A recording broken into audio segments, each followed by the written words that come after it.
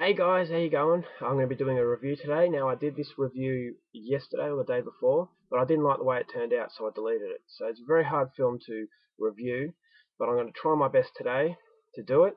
So here we go. This is a 2008 film directed by one of my favourite directors, Fabrice Du Welz. He is a Belgian director. He directed one of my all-time favourite horror movies, The Ordeal. Very bizarre. He's borrowed a few ideas from this film, from classics, but very unique sort of director, very bizarre director. Maybe that's why I love him so much, because I'm a weirdo, so that sort of stuff appeals to me. But this is his follow-up film. Now, his follow-up film I had heard nothing about, so it was a blind buy, but being the huge Fabrice Du Welz fan that I am, I had to check this one out. Now, The Ordeal is spoken in French, so it's French subtitles. It's a Belgian film. This one is all in English, so you have no excuse not to watch it. If you're not into subtitles, you don't have to worry, because this one, although he's a Belgian director, it's all in English. So this one is called Vinyan, Lost Souls. And the story is as follows. 6 months after losing their child in the Asian tsunami disaster, Jian, played by Emmanuel Beat, is convinced she has seen footage of him in a film about orphans living in the jungles of Burma. Whilst her husband, played by Rufus Sewell, finds it hard to believe their child is alive and is worried that Jian is losing her mind, he still agrees to take her on a search for their son together.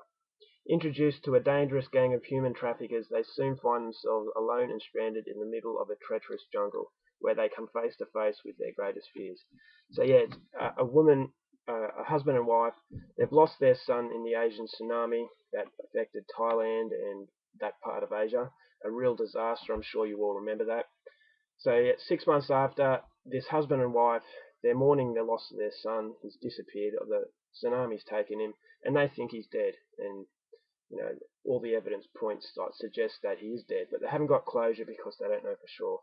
So anyway, they come to this charity function for orphans in the Burmese jungle. Now these orphans are poor, obviously, and they've been affected by this tsunami. So there's a charity event, and they show this footage of these orphans in the Burmese jungle.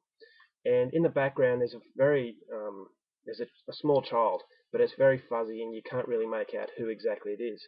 But this child is wearing a red Manchester United shirt, and the day that Joshua, their son, was swept away, he was wearing a red Manchester United shirt.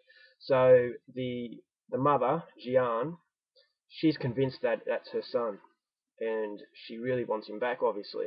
The husband, I can't really recall his character's name, but Rufus Sewell's character, he finds it hard to believe. He's reluctant to go because it's a long shot that it is their son. But he's worried about his wife, and he really wants his wife to have some closure on the whole issue. So he decides to help her out, and they want to go to Burma. Now they can't get to Burma legally because it's dangerous. It's been cut off. So they have to go into the underworld, and they go and they're introduced to some very dodgy human traffickers. It's a very dodgy world, and it's a very sort of untrustworthy world. But they're so desperate, the husband and wife, that they want to find their son, so they're willing to pay any sort of money to get into Burma. So they go along with these gang of human traffickers, and there's a few issues of trust, obviously. And one thing leads to another, and they become stranded. The human traffickers take off, and the husband and wife become stranded inside the jungle, and they're still looking for their son. So that's your sort of story. I'm going to leave it there. I'm not going to tell you whether or not they find the son. That'll spoil the movie. So, yes, that's as far as I go with the story. Now, it says on the front here, truly terrifying horror experience. That is a bit misleading. This isn't your traditional horror film. It doesn't rely on cheap scares. Yeah, people aren't going to come out of the bushes and say boo and make you jump. There's no high body count. There is a bit of gore at the end. It's quite a shocking ending. I'm not going to tell you anything about the ending, but it is a very shocking ending, a bit of gore. But violence-wise, there's hardly any in it, apart from the last scene. Well, actually, there's two scenes of violence, but it's not excessive, and it's few and far between. So if you're into the more traditional horror film, if you've got a short attention span, I would stay away from this one like the plague. You're either going to love it or hate it. There's no in between. Personally, I love it because I just love the style of Fabrice Du Welz. He has a really unique style.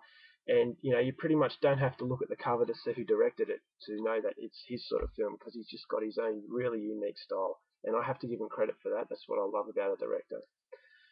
It's basically about madness and what desperate situations can do to us mentally.